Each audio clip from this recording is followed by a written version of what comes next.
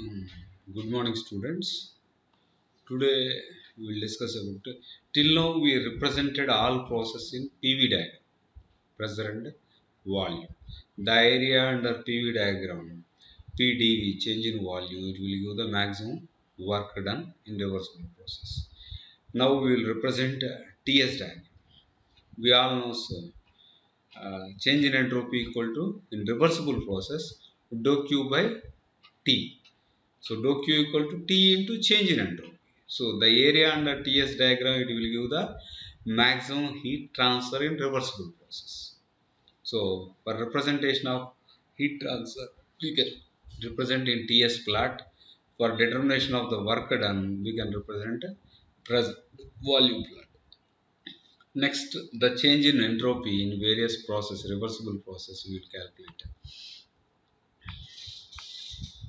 You can see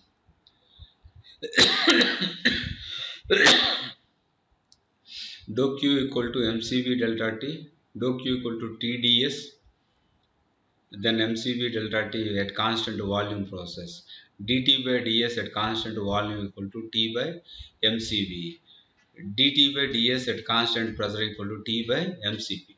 So TS diagram, isothermal process, horizontally we are showing. Isoentropy process or adiabatic process. Entropy is constant. There is no change in entropy. Then we are representing vertical. Coming to the constant volume and pressure line, T by mCV. If CV always Cp minus Cv equal to R, Cp value always higher than the Cv, then automatically the slope of pressure line is less than the slope of volume line. So this is the representation of the curves in TS diagram. So suppose I represent a Carnot cycle in TS diagram. You can see A to B isothermal heat addition, B to C adiabatic compression, C to D isothermal heat rejection, and D to A, it is a adiabatic compression. So rectangular we are representing in TS diagram. So total heat transfer is Q1 heat, the curve under AB line, whatever the area is there, that line is the total heat supply. But heat rejection from the line D to C, this is the heat rejection. Heat supply minus heat rejection divided by heat supply. We will get the efficiency of the Carnot cycle. So the change in entropy for flow process and non-flow process. We know non-flow process dou Q minus dou W equal to du, dou W equal to PdV, dou Q equal to TdS, TdS equal to du plus PdV, then ds equal to du mCv delta t, Cv delta t by t plus R into dV by V. Same way, then change in entropy equal to Cv into dt by t R into ln V2 by V1. Then the second equation, enthalpy H equal to U plus PV, then dH equal to du plus PdV plus VdP. du plus PdV equal to TdS, then TdS equal to dH minus VdP, then ds equal to dH minus dH by T minus VdP by T. So finally, the flow process change in entropy equal to C average ln T2 by T1 minus R into ln P2 by P1, and for non-flow process CV ln T2 by T1 plus R into ln V2 by. This is the common equations for flow process, non-flow process. If they are not mentioned, the type of process, it is not adiabatic or isothermal, some reversible process, then directly we can use. Change in entropy for liquids and solids, we know liquids and solids specificity is same, there is no Cp and Cv. Then du equal to C dt, then automatically C average ln T2 by T1. For reversible uh, process for liquids and solids, change in entropy equal to C into ln T2 by T1. For gases, a different process. Reversible constant pressure process, heat supply equal to mcp delta t, then mcp ln t2 by t1. Constant volume process, mcv ln t2 by t1. Why? Because heat transfer equal to mcv delta t. Then reversible isothermal process, dou q by t. We all know some dou q equal to dou w in isothermal process. Whatever the heat we are supplying, total heat will convert as a work in isothermal process. So automatically pdv dou q equal to dou w equal to pdv. Pdv by t, or p by t equal to mr by v. So finally mr ln b2 by v1. That's awesome. One more process, reversible adiabatic process. In reversible adiabatic process, ds equal to dou q by t. The heat transfer in adiabatic process is zero everywhere. In adiabatic process there is no heat transfer, so 0 by t, then change in entropy is 0, then entropy is constant, so there is no change in entropy. That's why we are represented vertically. Next, any reversible process, automatically ds always uh, greater than 0, greater than dou q by t. Next, one more topic, isoentropic efficiency of turbine, compressor, whatever. Actually, we are assuming the process is isoentropy. Entropy is constant. This is the assumption. There is no heat loss to the surrounding. In a practical case, no doubt at all, some heat loss will take place. In turbine also, water jackets are maintained to extract the heat from the turbine. So some heat loss will occur. So compared to isoentropic output, whatever we are expecting from the turbine, that much we will not achieve. So in practical case, isoentropic efficiency of turbines generally 85 to 95. In megawatt range it is moving, the efficiency is increasing. Means isoentropic process we are assuming 100 megawatt capacity, means maximum we will get 95 megawatt of the turbine rotation output only. So how we are measuring means actual turbine work output divided by the isoentropic turbine work. So they will give the isoentropic efficiency of turbine. Then by using the Euler diagram or steam table, we are calculating the isoentropic turbine work output. By using this equation, we are calculating the actual turbine work output. Like compressor, in compressor reverse case, compressor isoentropic process, whatever the need is required due to heat loss, more need is required actual condition. So here isoentropic compressor work input required by actual work input. That's all. So next one, third law of thermodynamics, because the entropy of the substance at absolute zero, there is no molecular disorderness. All molecules at particular point, absolute zero, means at 0 Kelvin, all molecules in order position. There is no molecular degree of disorderness. All in ordered condition. So that one explained by third law of thermodynamics. At a particular absolute temperature, whatever the entropy you are measuring, that entropy is absolute entropy.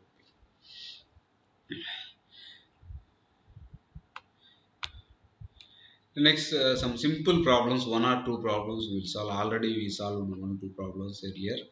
A Carnot engine operates between 1000 Kelvin and 300 Kelvin. The change in entropy of source is 0.6 kilojoules per Kelvin. Find the heat added and net work output.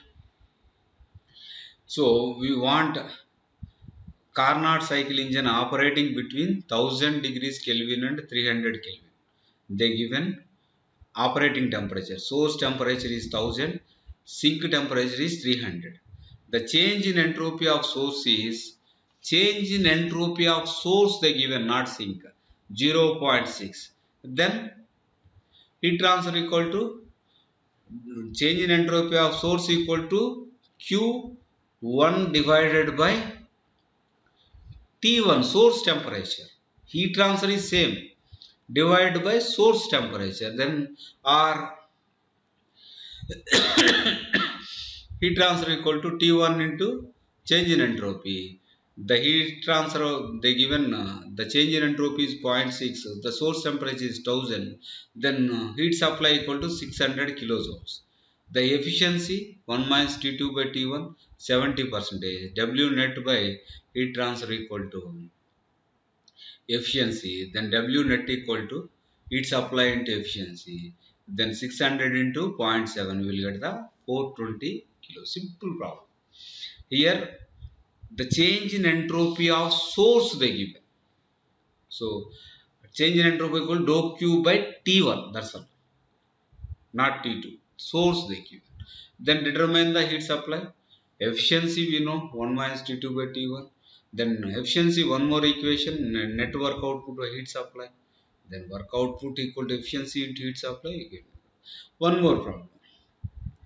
1 kg of water is placed in an insulated container and work is performed on the water by stirring device causing 10 degrees rise in temperature of water.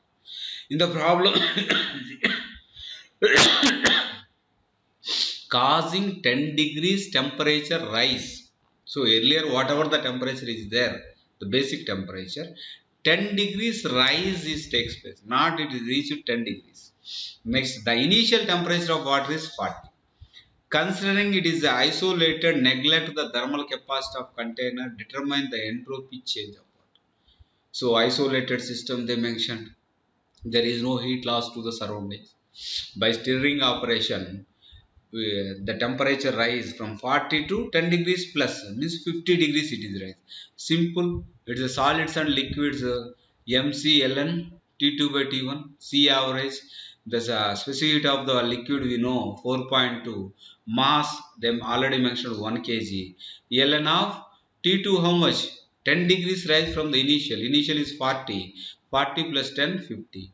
We convert into Kelvin scale, 50 plus 273 divided by T1 40 plus 273, you will get 0.132 kilojoules per Kelvin. So simple problem, only one logic is there, it is not final temperature causing rise from the initial 10 degrees. Next, one more problem. 10 grams of water at 20 degrees centigrade is converted into ice at minus 10 degrees centigrade. So mass they given 10 grams. Okay. 20 degrees to minus 10 degrees ice means we are rejecting heat. The first condition.